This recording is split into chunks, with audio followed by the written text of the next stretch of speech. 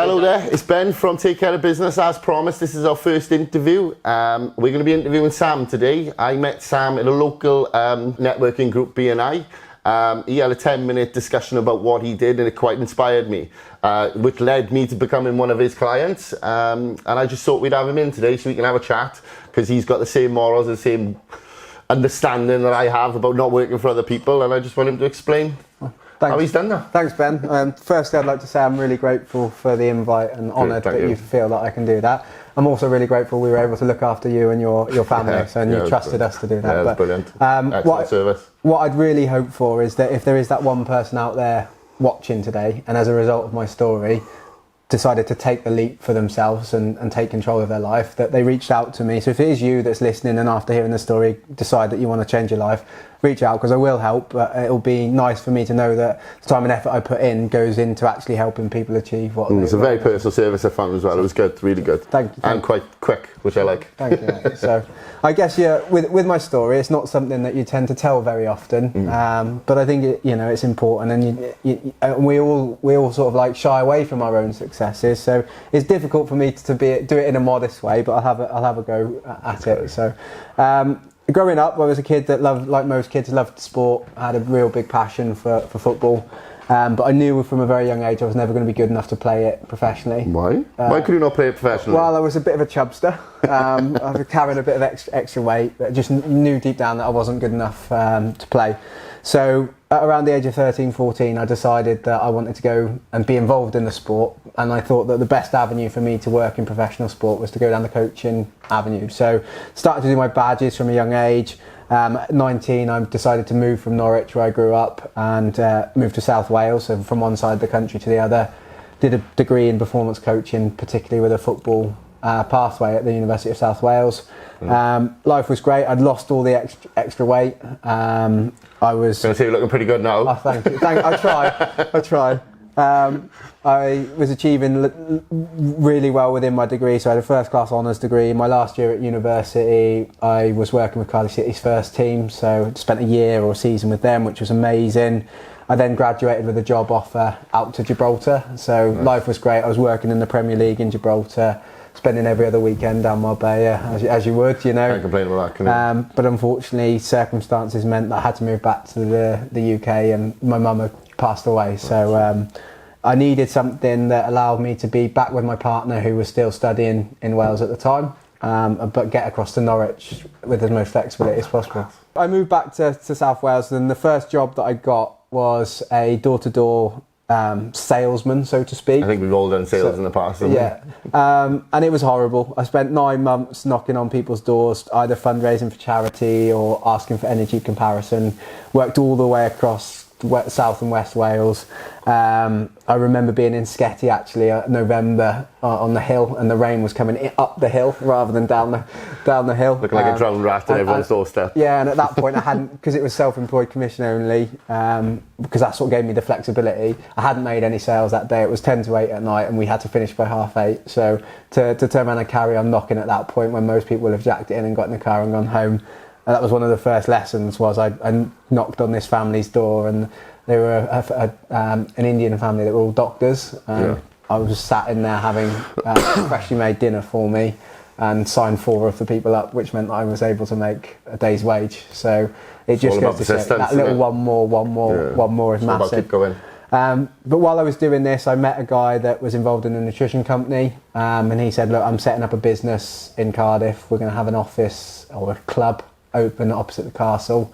Obviously, with your background in sport and with your interest in nutrition because of the weight loss." Was that supplements then, or dietary advice? So people would come in and have a smoothie with us, but we were more around the coaching side of it. The supplements were how we made our money, but it was more about the service that we provided for people. And obviously we were doing that, everything looked great, had an avenue, I was enjoying life, I was my own boss this whole time, but never really making the money that I wanted to make, and never really had the freedom, because if I wasn't at the club, then I wasn't earning money. So unfortunately COVID hit, and obviously all face-to-face business shut, so again my income stopped overnight. One of my clients was a financial advisor who was in the process of buying a solicitor's firm. And he said, look, you always used to say to me, you're in the wrong industry, one day we'll work together. So once he purchased his solicitor's firm, he said to me, look, we'll pay for you to qualify in legal advice for wills and estate planning, as long as you take a contract of employment with us. So I went from being my own boss, never really being successful in terms of the income that I wanted, to being employed by a solicitor's brand in Cardiff. Sort of a back step, but I'm guessing you're learning the skills you needed. It was a back step, but it was security at a time when the world was very insecure. But he also, when it was given to me, he said, look, you're employed, but I want you to treat it like you're self-employed, and there'll be an opportunity to develop within the business. Well, it transpired that after a year of being there, that no matter how hard I worked, no matter how many hours I put in, the opportunity wasn't going to be the same as being my own boss. And I was finding that some of the referrals or work that I was finding for his firm as a result of me being out dealing with clients were paying him or paying the firm more in one client than I was earning in an entire month. So I thought, this is ridiculous. I'm going to have to get out of this, become my own boss, and if I go looking for the sort of like the financial side, being able to properly protect people's families, and this is where it ties back into my mum passing away, was that I could earn well, but I could also do good in the world. So, like, for example, nobody had sat my mum down and showed her the importance of making a will, and she had 3 children. So if she'd have died before we were all 18 and my father had died before we were all 18, there was a chance that we could have ended up in a care home because they hadn't left a will to state who they wanted to be guardian. So nobody had done that. Nobody had said to her at 28 when she purchased her house, oh, for £15 a month, if you ever passed away, the mortgage would be cleared and the remaining one of you could carry on living. So nobody had had those conversations with an average person in the UK. So I thought there's a gap in the market here. Like, 1 in 3 people in the UK have life insurance, 1 in 3 people have a will.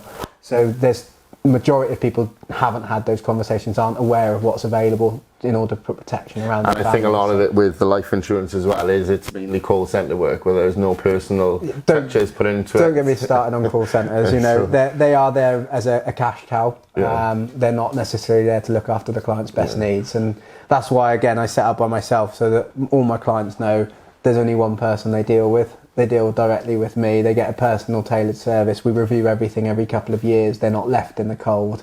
They get a free basic will if they take a policy out with us. Personal's always better though, isn't it? Oh yeah, and we're able to give more advice. And if I don't know the answer and I'm not qualified to work in a field that a client's asking me about, I know people that are. So it's not a case of, look, I can't help you.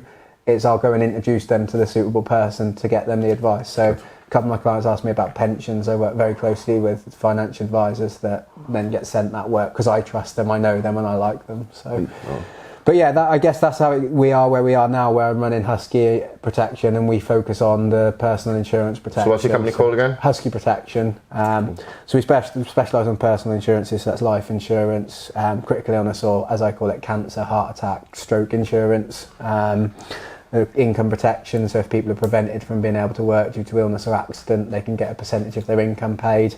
Sports injury cover, so that if people get injured while playing sports or even outside of sports, if they're up the ladder, break their leg, they'll get a lump sum. So for example, if you're a self-employed electrician with a broken arm, you can't go to work, so having a payout of £3-4. It's quite good how you've worked it and you've adapted in every situation you've had. And if you think about it, the job that you're doing now is still links into like your sports injuries and things like that. All of my life comes into it, and it's mapped together for you, really. Absolutely, and in the industry that we're in, because commissions can be high, there are people that won't deal with all clients.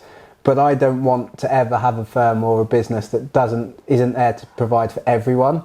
There are people that go, well, if people aren't spending at least £100 a month on their insurance, I don't want to deal with them as clients. And that's fair enough if that's the decision they make and that's how they're running their profitable business.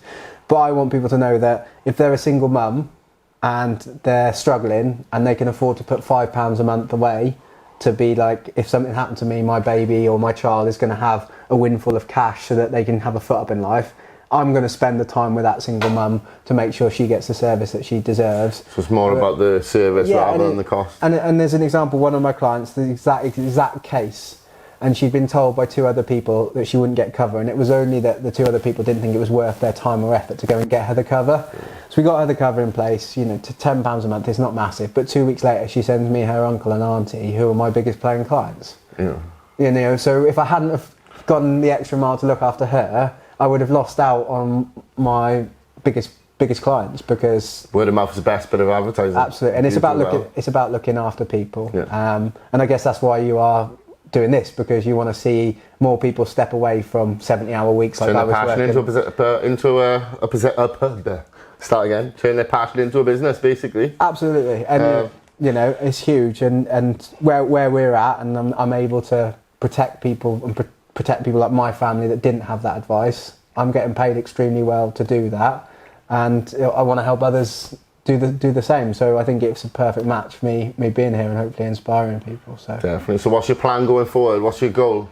So the ultimate goal is for us to have 10,000 families protected across South Wales. Now, as much as I like being busy, I can't do that for myself. I work my fingers to the bone, quite literally. I think on my keypad would disappear.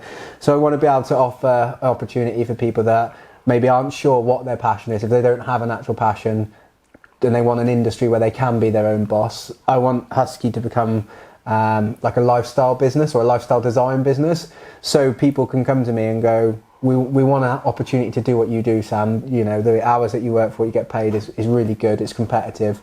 How do I do it? And then I go, well, this is what we do. We teach people about the products and services, but then I get down to the why. So if it's a single, again, I pick on single mums, I haven't got a thing for them, I promise. But if it's single mums that go, look, I really want to be able to do the school run every day, and I want something that's completely flexible, that I can work around my child's needs, but I need to be able to earn X amount. I'll be able to show them how many clients they need a week or a month to hit that.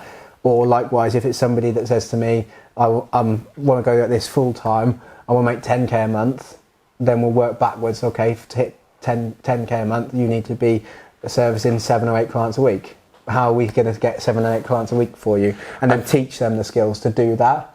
I think with yourself as well, the reason you're doing so well is because you've got that personal touch to the way you do all your business, as in you actually care. So you just need to make sure that when you are recruiting your little masses of people that you're going to get to, just make sure they've got the same morals as you, isn't it? The values of people is massive, and unfortunately in the financial industry there are people that get into it just to get quick buck and get out. And that's something that I would destroy me if I came across that situation. Scares people like that, though, if you think about it. It is someone's life, literally someone's life. Yeah. You know, not just the person that's passing, it's the people they're left behind. People lie on an application to get a policy put through. Somebody can spend 50 quid a month for the next 10 years, and then they pass away and their family find out that it's null and void because the person that sold them that policy hasn't done a proper job of writing the policy. You know, that's not fair. Oh. But that's why I am where I am, because I don't want to be working for anyone else or under any other pressure. If something happens in my personal life that I need to park work, I can.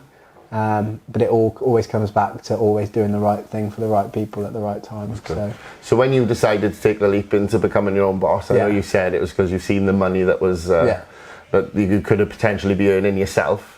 Did you have any concerns or worries about actually taking that leap? Of course, I'd obviously, having been self-employed before and not really made it success, there was always that big risk at the other side of it. You know, I mitigated that risk a little bit by spending 3 months doing what I do now while still employed before leaving. So it was to show that it could work and I could jump suit, but I think the risk far outweighed the reward once I knew the industry worked and it was something that I could do, and I could take all my previous skills, so the sales that I'd learned and the lessons that I'd learned about always one more call, always one more appointment. You take the sporting background and the connections that I had there, you take my personal story and thinking, why on earth did somebody not turn around and get my family the advice that they should have had? Yeah. I thought, well, I'm going to be doing good in the world. I know that the money's in the industry that I'm in. I've got the network and opportunity to make a difference. And by leaving my job, I was no longer working 70 hours a week. I was no longer being a cash cow for somebody else. So I was not passing people over work, you know, that they were making more than I was off one referral. Yeah. But I was the one that was having all the pressure on me to do more, and for what return. If I wanted a pay rise, I dictated it. I wasn't having to get approval from 3 other people. If I wanted a day off or a holiday, I was ringing myself and going, can I have a day off? Can I have a holiday? Yeah, of course you can, you know. Yeah. But I set the goal and hit that to reward myself. So money's great, and it's it's a tool that we use to get things that we want. But the most important thing was time. And time is a commodity we can't get back. We just can't, you know, once time's spent, you can't ever earn it back. So by taking that leaf from actually this person owns me for this many hours a week, because that's all an employment contract is, right? Yeah. That is somebody owning you for so many hours a week. Yeah. They dictate how you spend the hours of your life, to actually I get to dictate how I spend my hours of my life. And it actually increased my productivity. So it's job satisfaction as well, because you're enjoying what you're doing, because you know it's for you, and you do kind of get a bit envious of your bosses, really. And look at the hard work you put in, and then see them benefit from it, and that's one of the reasons why I took the leap. Yeah, you know, and that's why when I'm building this team, it's not going to be about what I get from it. It'll be about what they get from it. So if someone comes to me and goes, look, this year I want to work 6 months, and in those 6 months I want to save up so I can go travelling for the next 6 months. Guess what? As soon as those 6 months come around and they've hit their goal, I'm going to be driving them to the airport, because for me, that's the whole reason why we work, is to have those experiences. And I'm not going to be like, oh, well, are they going to come back? Because I know that once they've spent their 6 months traveling, who wouldn't come back? Because it's an attraction, isn't it? It's like, I know that if I only want to work 2 days a week, but I can earn enough as compared to if I had a part-time job that I had to be stood in a petrol station for 2 12-hour shifts. Which one are you going to pick? Working from your bedroom, or going and standing in a petrol station for 12 hours a day? That's true. And that's not picking on any petrol station. Or people that work in their bedrooms. Or people that work in their bedrooms. But for me, the power of controlling my time, controlling my income, not having to deal with what I call HR bullshit. Sorry again if I swore. You know, the world we live in is crazy. You can look at somebody and it can offend someone these days. No, I know. So I don't have to deal with any of that. If people don't like me, they don't have to use me. It's great. And that's one of the main reasons with Take Care of Business is people don't understand how things work as well. So if you are working in your bedroom, you know, you could have some of your rent offset against your business. You can have some of your gas and electric offset against your business. I was having this discussion with someone earlier. It was like, people are like, oh, being self-employed, that's a risk, or that'll never work. And it's often the people that are closest to us that tell us those things. Yeah. And they don't do it out of spite. They do it because they care and they don't want to see you fail. Or they don't understand. Yeah, or they don't understand. A lot of the time it comes from a place of kindness and love. It's not want to knock you down, keep you down, stop you from hitting your dreams. It's like, well, I don't want to see this person suffer if they don't achieve. But the risks of being self-employed are obviously, if you can't work, you don't earn, but you can mitigate that risk with a good insurance policy. Plug, you know where I am. Smooth. But the benefits are, as you said, the tax. You can claim more of your tax back. You know, well, think about it. You drive to work to earn a minimum wage job. You're paying out of your minimum wage, which you've paid your tax and insurance on. You're paying your petrol. So you've driven to work, but you're using your wage that you've just earned to pay for your petrol. And then you're living in your house. You're using your wage that you've earned to pay for your rent. Whereas if you're self-employed and you're driving your car, if you're going to a meeting or whatever, you can offset some of your petrol there, or even your clothing. You know, if you know. Like this, I don't normally wear a shirt, but I'll offset this against my business. Rent is the people need to understand that there is risks and it is scary to take the leap. But if you do it and you do it right and you do it for the right reasons, like yourself, how can you fail? And there's nothing wrong with making money. We're taught from a young age and conditioned by society that rich people are bad people. Some of the nicest people I know are rich people. Simpsons, for example. You watch The Simpsons. Who's the evil character? Mr. Burns. He's the one with all the money.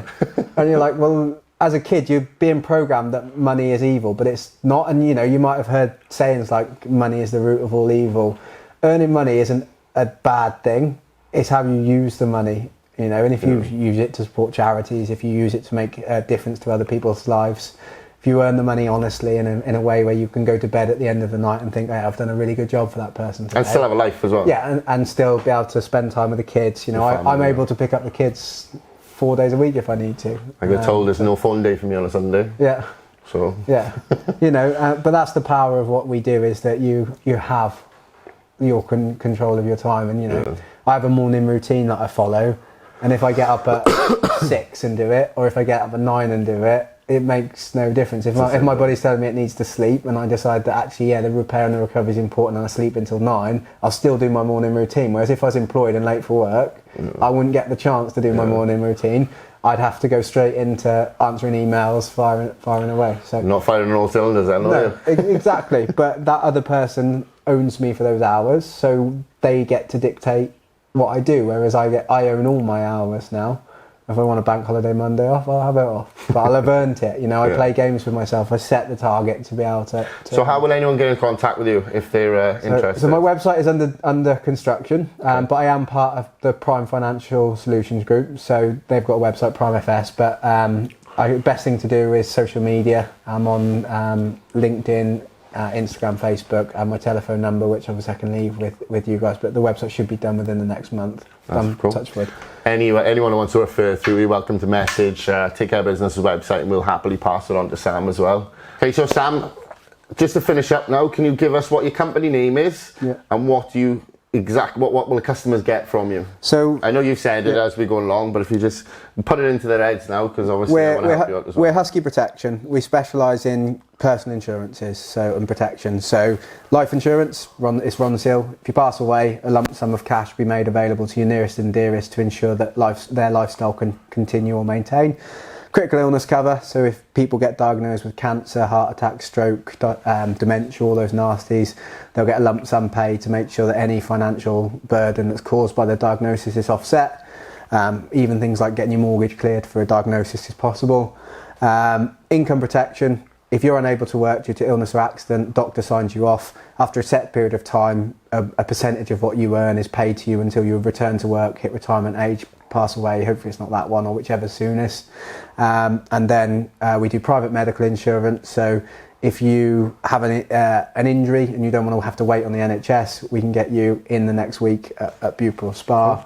And we're also able to offer every single one of our clients a free basic will, and if they need advice on a more protected will, we're able to do that for them in-house as well. So we offer a tailored service. There's no way of just ringing up and getting something done straight away. We have to do a review to make sure we know the client's situation, and we can advise best based on their personal circumstances, as their finances, their health circumstances. And we have the whole of market as well, so there isn't an insurance company out there we can't go to get people covered. Cool. So I also heard as well, you want to grow your workforce, you want to be massive. So what would be your ideal client or ideal person to come and see you about starting to help you on your journey? Anyone that wants to learn, and therefore and anyone that's eager to take control of their life. They want to help people and feel like there's a sense of reward. Do you need a qualification to do it, or? No, we're able to do all the training in-house in terms of the protection, so you don't need to do anything up front. So come and speak to us. And in terms of like that, people wanting to help people, there's nothing more rewarding than when one of your clients rings you and says, Sam, I broke my arm on the weekend playing football, and 2 weeks later they're getting $3,500 or $4,000. There's nothing rewarding about them breaking their arm, but seeing them getting paid $4,000 and you know, they go, but I don't need all this. You go, well, put the other two in your savings. We'll do, you know, take the family on holiday, and they go, really? And my premium's not affected. And you go, no, it's the same price. And so that's powerful for me. Cool. So. Right, well, thank you for coming on today, Sam. It's been really interesting. I really enjoyed having a chat with you. One final thing I want to ask you before you go. If you had someone standing in front of you and they were teetering on, you know, making that leap and being their own boss, what would you say to them? If Nike's slogan was just think about it, they wouldn't be Nike. Just do it. Oh, well, that's perfect. See you soon. That was brilliant.